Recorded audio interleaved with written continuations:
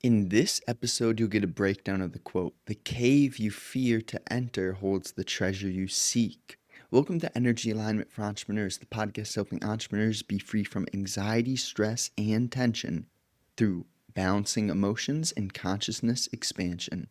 Here's 3 things that you'll discover today. Number 1, how avoidance creates the very thing that you fear. Number 2, why the path to freedom goes through what scares you the most. And number 3, what to do when you know what you need to face but still feel paralyzed.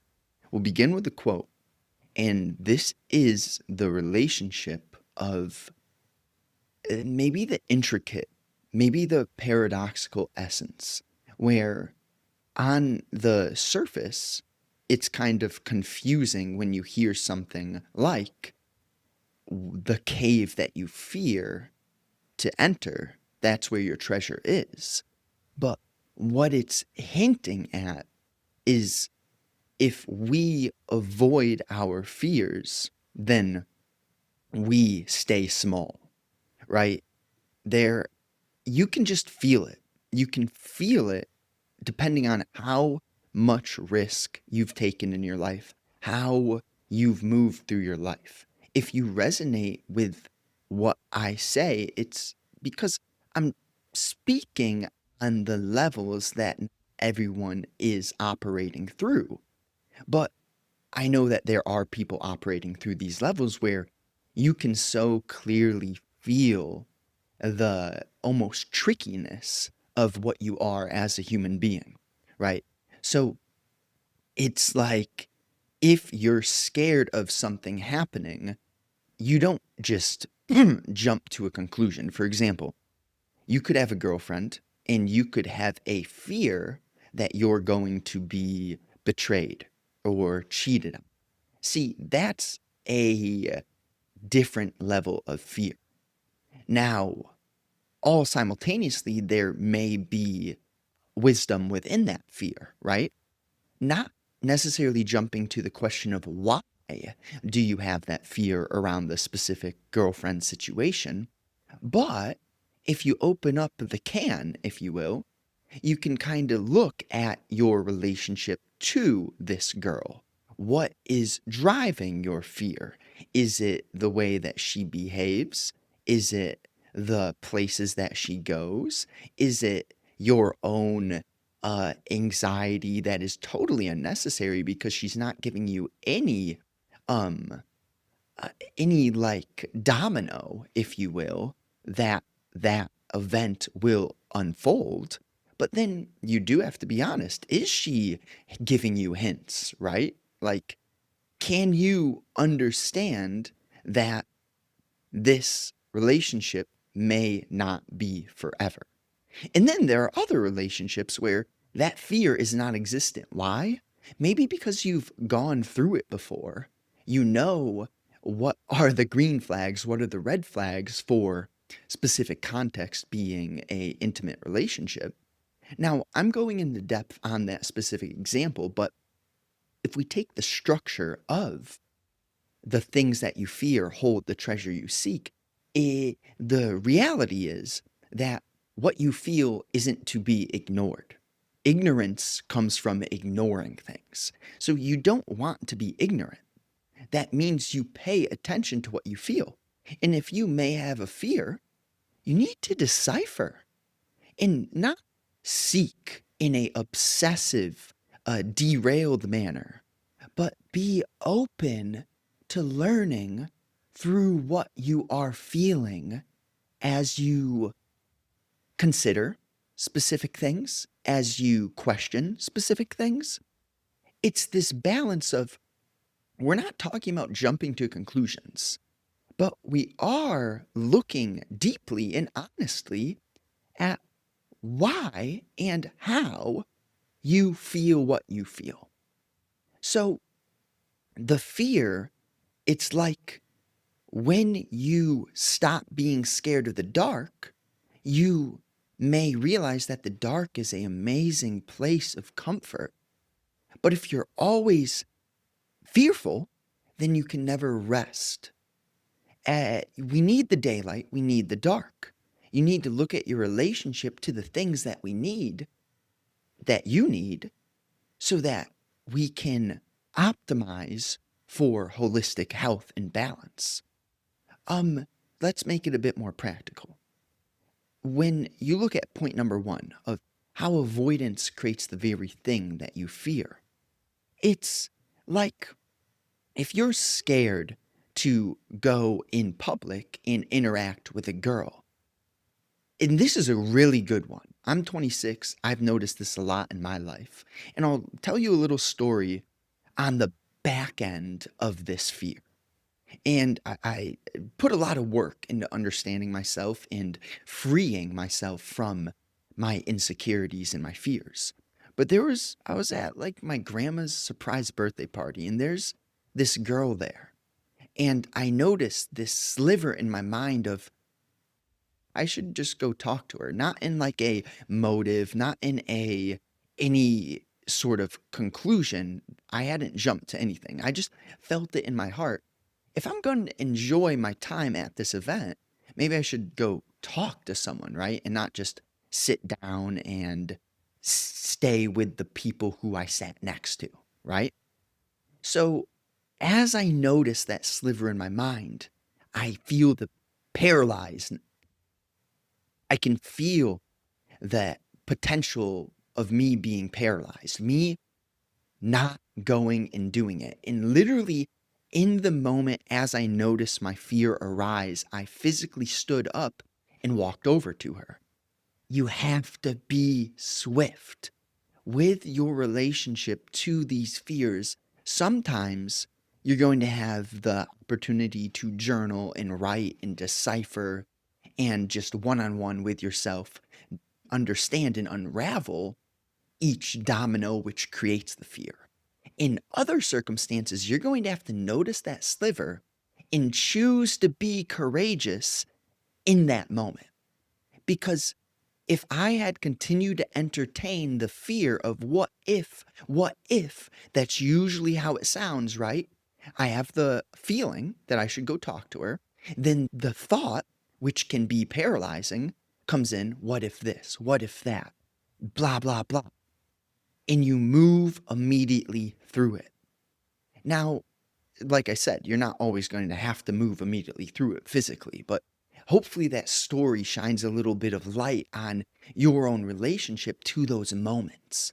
Because a lot of the times in life, it is split seconds, it's milliseconds, it's you have this opportunity presented to you. Are you going to think yourself out of doing what you know you can do? Because if you stop thinking and you just act, a lot of the times things will be perfect. But the trouble is that we're so used to overthinking things. That's just the nature of the ego and the identity, because we really feel that we are this name, this body, this vessel. And you are really this vessel, but you are also so much more than this vessel.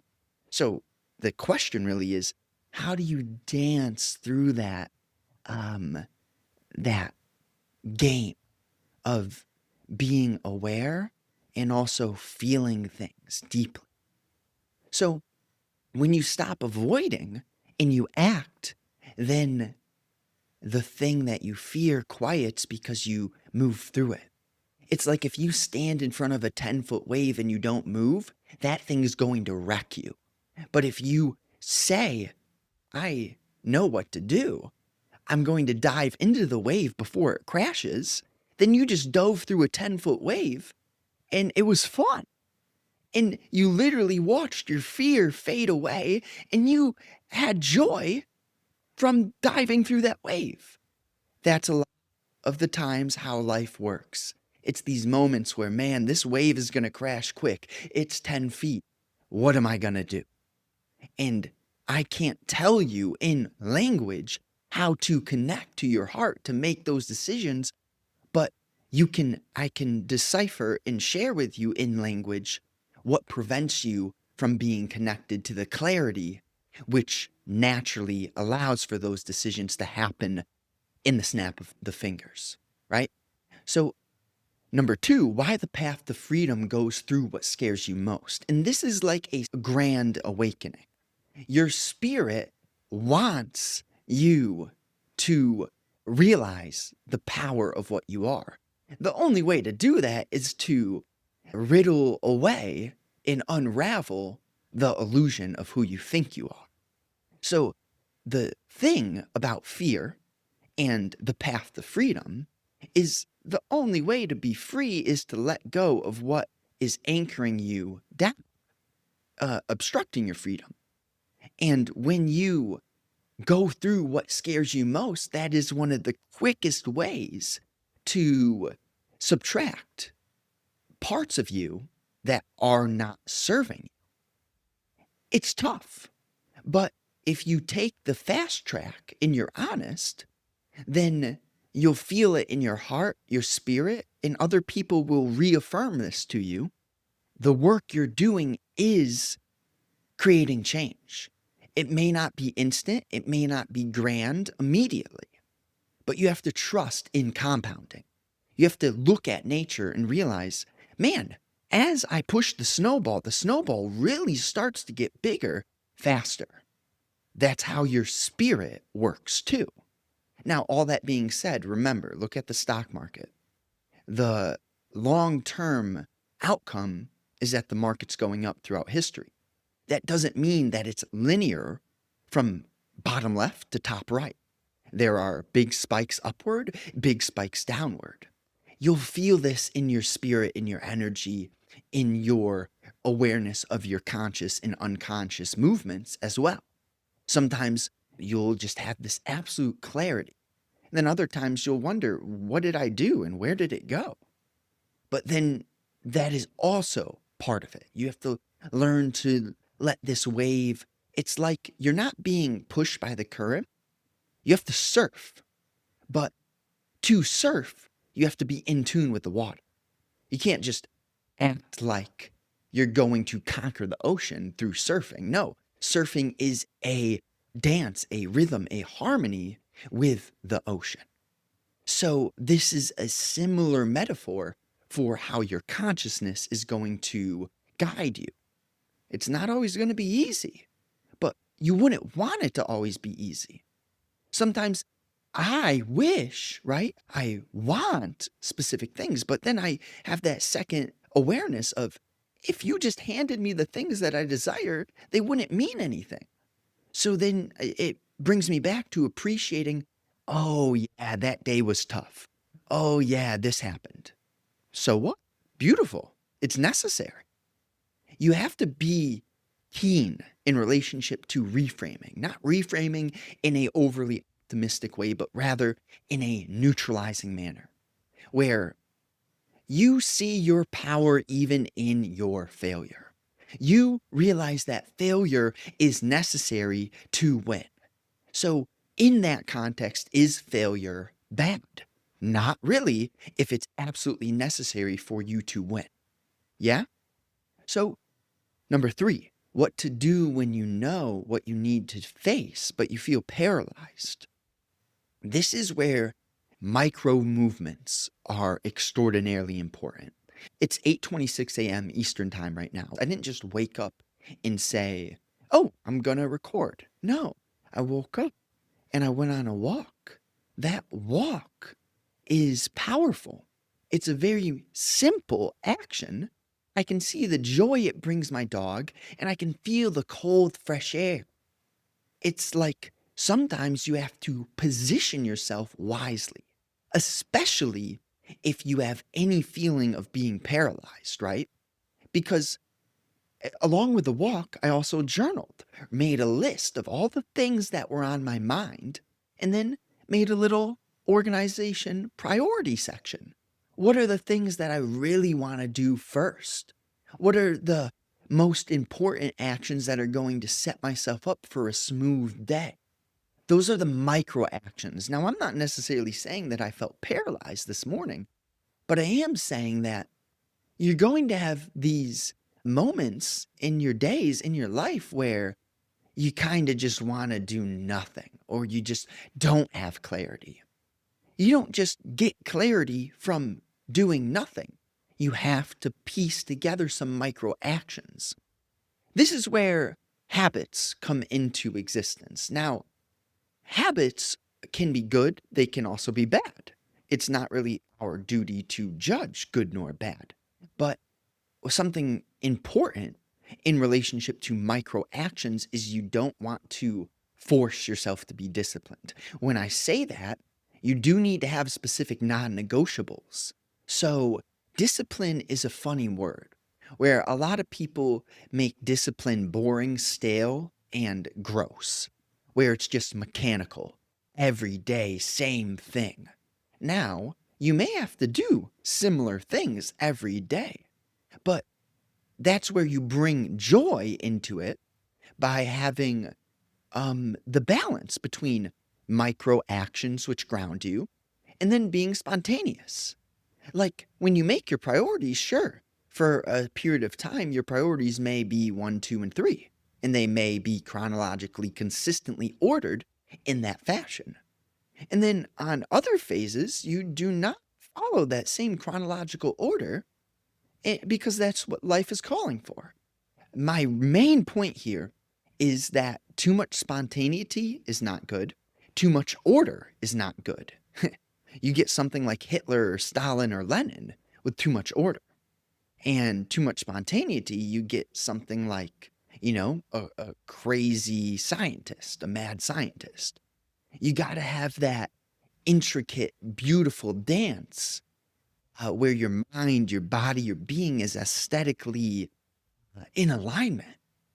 So when you feel that gripping, the moments where you don't know what to do, the mind's racing, one simple step. It could be journaling, it could be stretching, it could be going for a walk, but you just have to get clear on what's in your mind. By writing it out, it helps to put it on paper.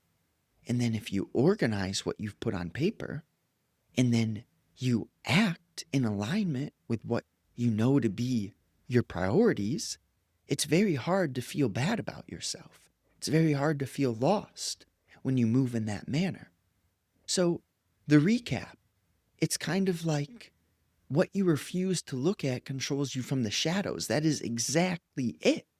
So by shining awareness on your unconscious patterns, a lot of the times we have been so conditioned and used to running and escaping what we feel that the shadows have been turned unconscious. And the duty of being a human being, a spirit, is to transition the unconscious to the conscious. There's different words, right? You say there's union, which is oneness. There is the psychological distinction of the unconscious and the conscious. The whole point of that distinction is to realize that you can be aware of what you previously weren't aware of, making the unconscious conscious. And there is devotion to whatever label you may choose, but the source is the source. The trouble with devotion is people start to get divisive, right? The whole point of voting yourself to unity is to move in the manner in which the prophets or the avatars moved. They were beacons of light. They could see clearly and understand when people were communicating via memory, knowledge, and experience rather than in the moment, pure spirit.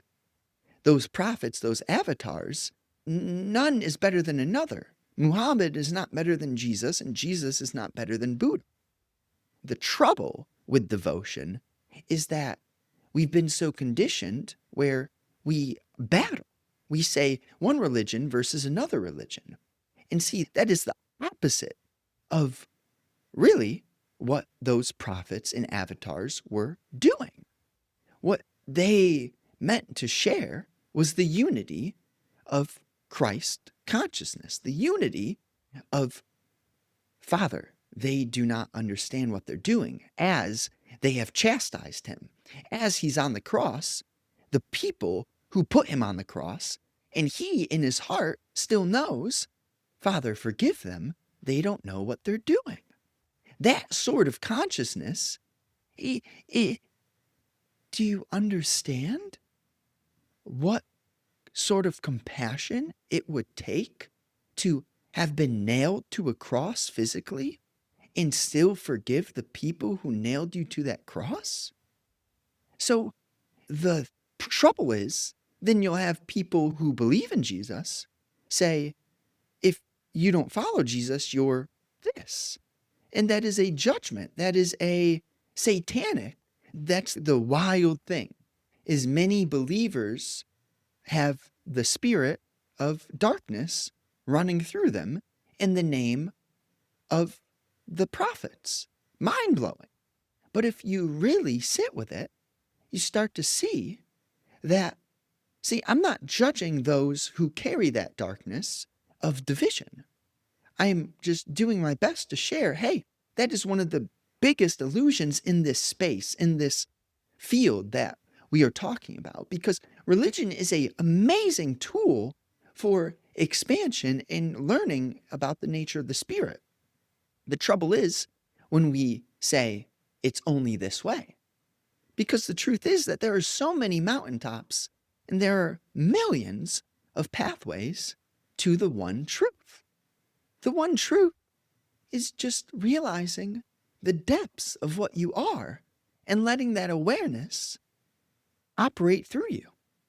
Not the easiest thing, but you can feel it. You can feel when you're living in alignment with the nature of creation. And all this being said, it is a terribly beautiful and deep game. Because as I say all this, then you would say, or maybe not you, but what I would say is, well, why was Hitler on this earth? Why do people get murdered and burned and, all those bad things, you would say? And the wild part about it is that you thinking in this form of that is bad doesn't change what has already happened whatsoever.